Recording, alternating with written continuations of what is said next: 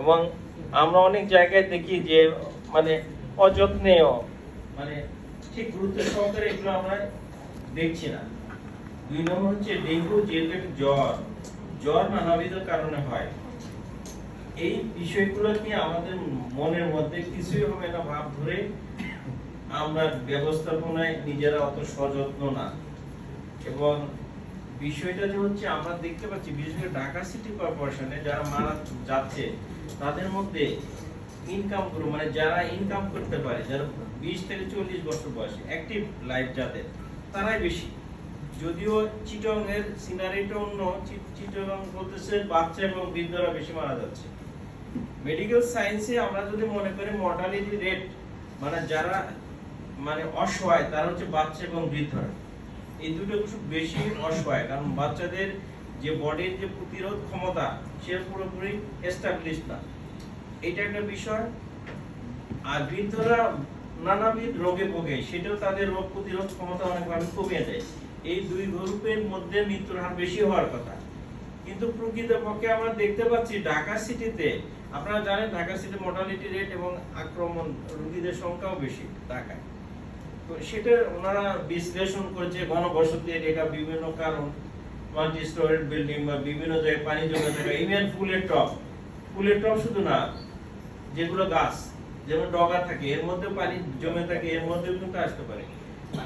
Even দেখবেন যে পানির ট্যাঙ্কির ভেতরে খাবারের থাকে না মেটালিক, এর পাশে চারপাশে যে পানি জমে থাকে এর মধ্যেও লার্ভা জমে। সো যেখানে যেখানে পানি জমে থাকে সেখানে লার্ভা তৈরি হওয়ার সুযোগ বেড়ে যায়, এখানে জন্ম নেয়। এই বিষয়গুলো আমরা সবসময় গুরুত্ব সহকারে দেখছি না। আমরা যেটা বলছি এই যে বয়সটা বললাম 20 থেকে 40, 21 থেকে 40, এর মধ্যে মর্টালিটি রেট মানে মৃত্যুর সংখ্যা কেন বেশি তারা নিজেরা বোঝেন। কিন্তু এটা তাদের সচেতনতার অভাব বা বিষয়টাকে তারা অগ্রাহ্য করছে, ফলে তাদের হাসপাতালে আসতে দেরি হচ্ছে। হাসপাতালে আসতে দেরি হলে যেটা বলি আমরা শক সিনড্রোম বলি, ডেঙ্গু শক সিনড্রোম।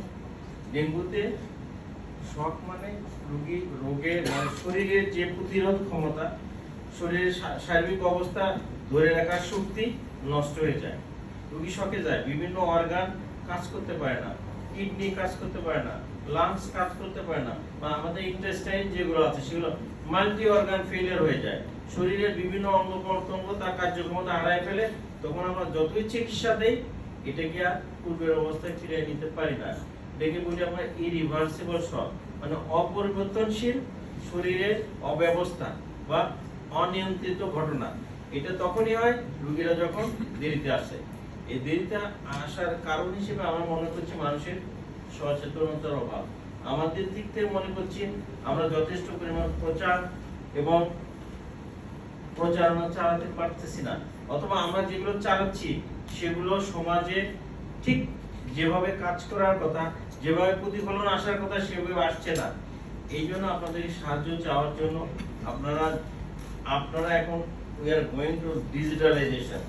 এই ডিজিটালাইজেশনের যুগে আপনাদের ভূমিকা অত্যন্ত গুরুত্বপূর্ণ এবং মানুষ আপনাদের মাধ্যমে বিষয়টা বেশি ভালোভাবে জানবে এবং বেশি ভালো করে এটাকে মূল্যায়ন করবে, সেই অনুসারে কাজ করবে এবং সর্বোপরি ডেঙ্গু প্রতিরোধে আপনাদের একটা গুরুত্বপূর্ণ ভূমিকা আমরা আশা করে আপনাদেরকে আমন্ত্রণ জানিয়েছি।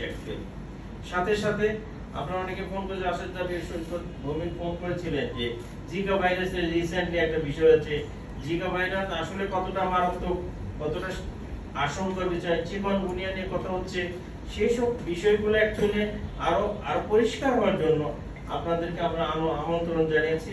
আপনাদের প্রশ্ন থাকলে প্লিজ, আর হচ্ছে আপনাদের পক্ষ থেকে কোনো সুপরামর্শ যদি থাকে যেটা আমরা সেই রকম কাজ করলে আমরা আরো ভালো ভূমিকা রাখতে পারি, আমাদের এই মর্টালিটি রেট এবং রোগের সংক্রমণ কমাতে পারি, এই সব কিছু মিলে আপনাদেরকে আমরা আমন্ত্রণ জানিয়েছি। ধন্যবাদ। স্যার, আমি মাহমুদ